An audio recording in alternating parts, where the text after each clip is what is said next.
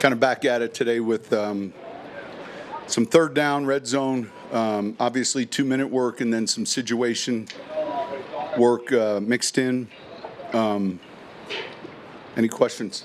Go back on the film from the run game on Saturday. Last week, I know you talked about the backs having a little more patience inside. What did you see from that area specifically? Well, and look, part of it's the front, and then what's the design? Look, I know there's been a lot of attention to, hey, what's this going to look like? And those are good questions. A lot of it is, the defense you're seeing. The first touchdown yet last week was a pretty good block, well blocked inside zone. And, so you're going to get the wider zone schemes. You're going to get the gap schemes.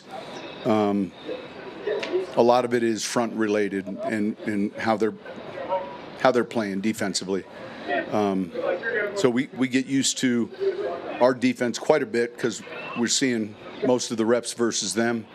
We have another game still coming up, and then we go from there. I thought the backs had some big runs today. Dobbins had real good run. They'll keep working on it though. Mesh points, the timing of it all. Sean, you're young. Player like take Jade, for example.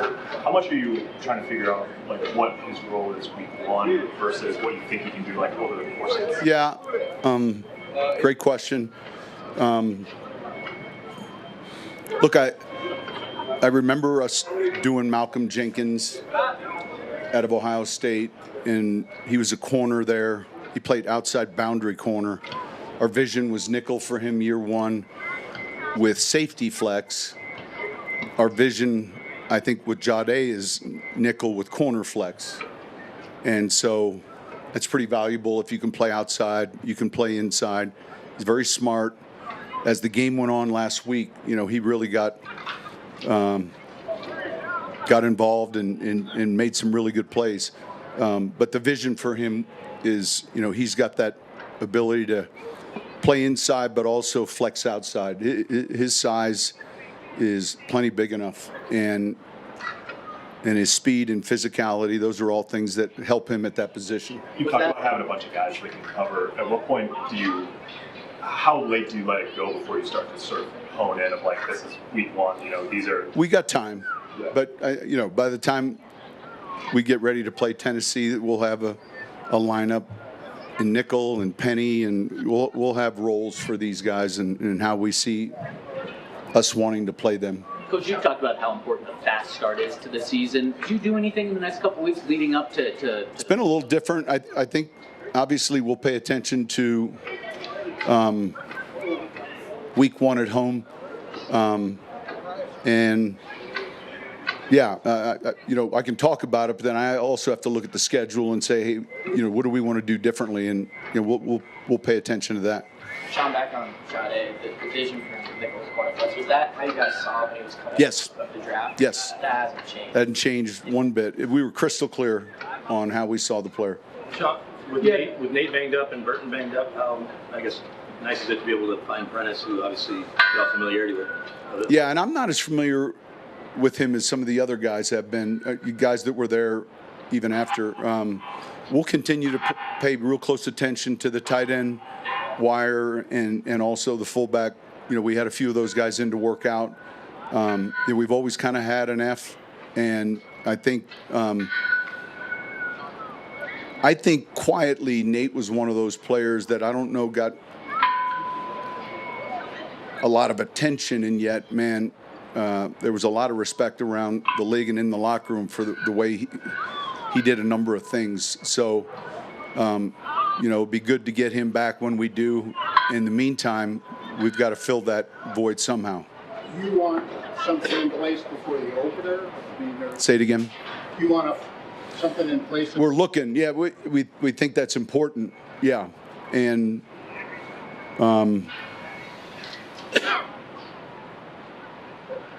but I think we'll have that in place by the opener. I just, I'm hopeful he's here, and yet we're paying attention each week, and then certainly the 53 cut.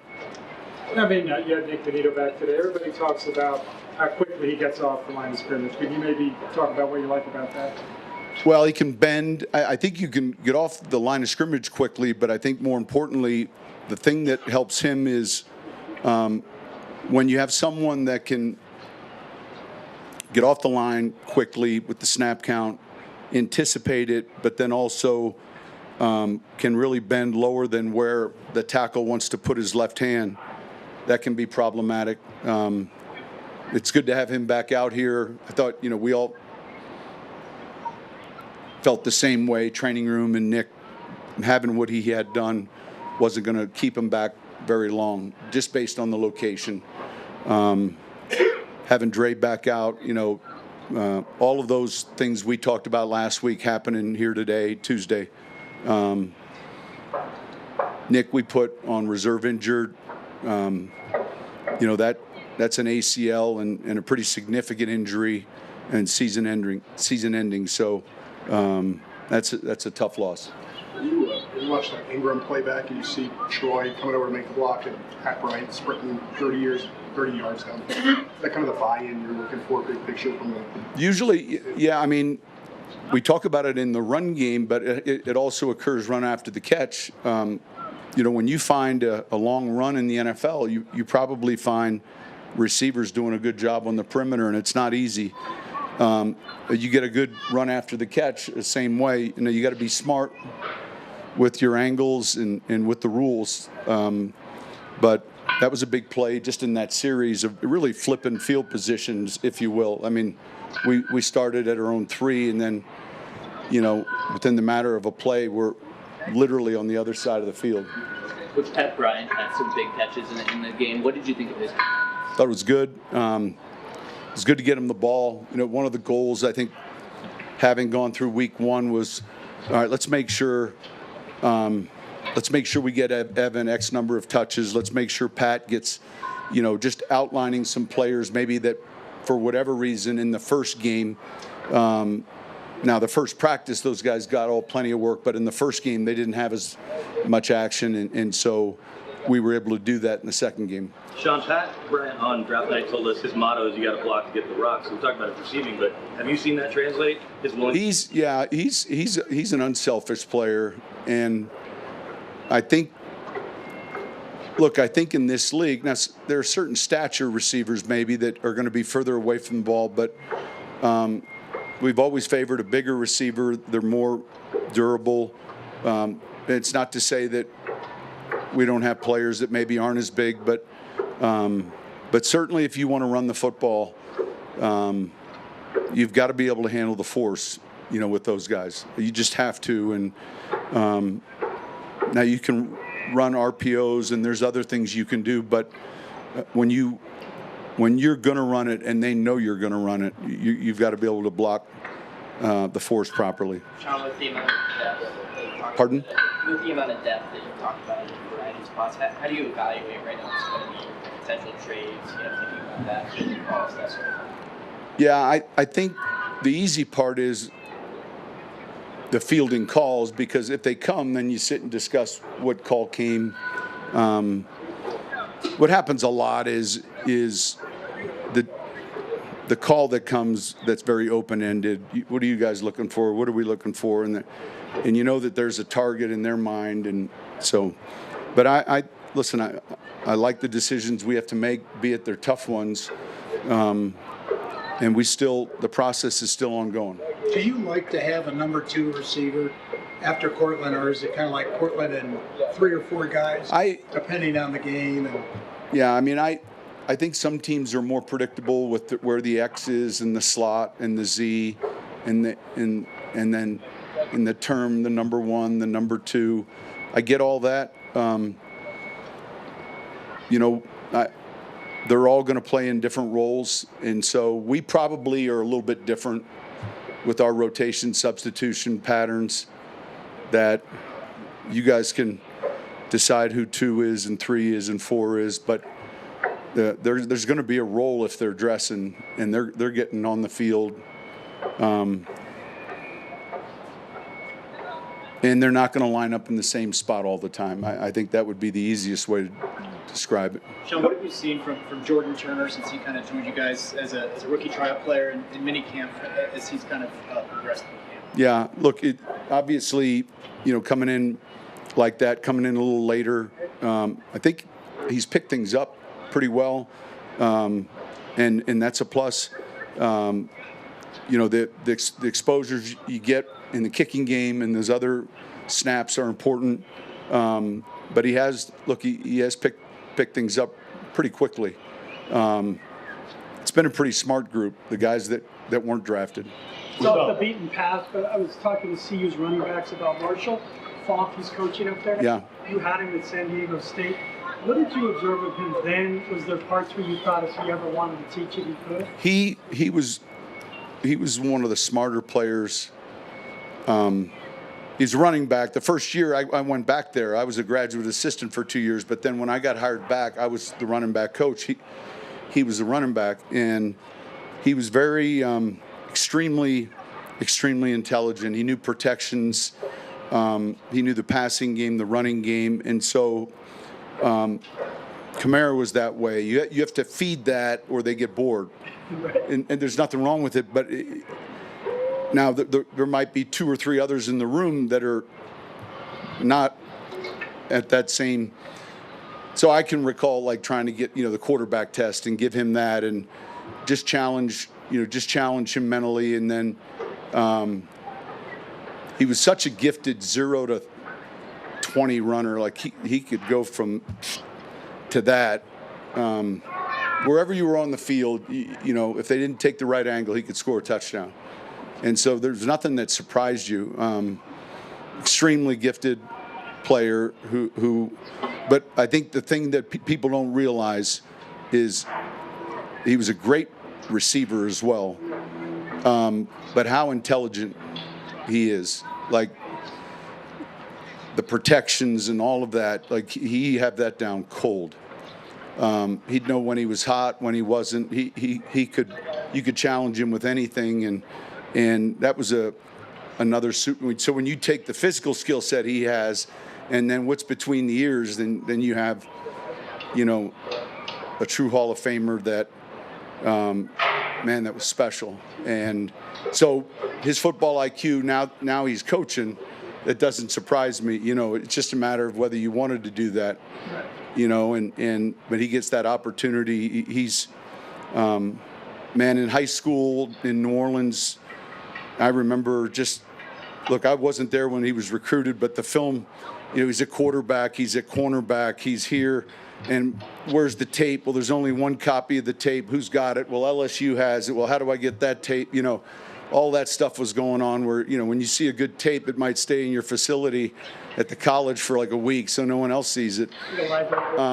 He was being recruited as a corner by everyone else, and I think the decision had a lot to do with being a running back, and Curtis Johnson recruited him, and CJ was from New Orleans, and it's a tough area to recruit. Like, you can't just drive into New Orleans with your red and black sweater on and go get a player.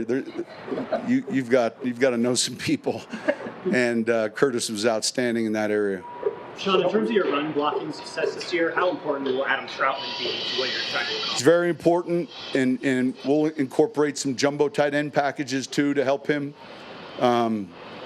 You've got to be able to block the D gap. So, there's some tight ends that are a little bit better in line. He's one of them. And we're developing, Lucas, and we're developing some of these other guys, a couple younger players. But that's when we get back to Nate and we look at some of the things he could do, there's a little bit of a loss there. And so that will, force us possibly to be in some more jumbo sets. Dre and Alex have both obviously played a lot, haven't played a lot together or with or groups. So what is the biggest thing that has to happen with veteran players like that to sort of, melt the whole picture together? I think overall just the scheme defensively and the communication. It's a great question, and honestly, it's probably a better question for the two of them than it is for me. But, playing at home, it's loud, so a lot of the communication gets challenged defensively, and are you signaling?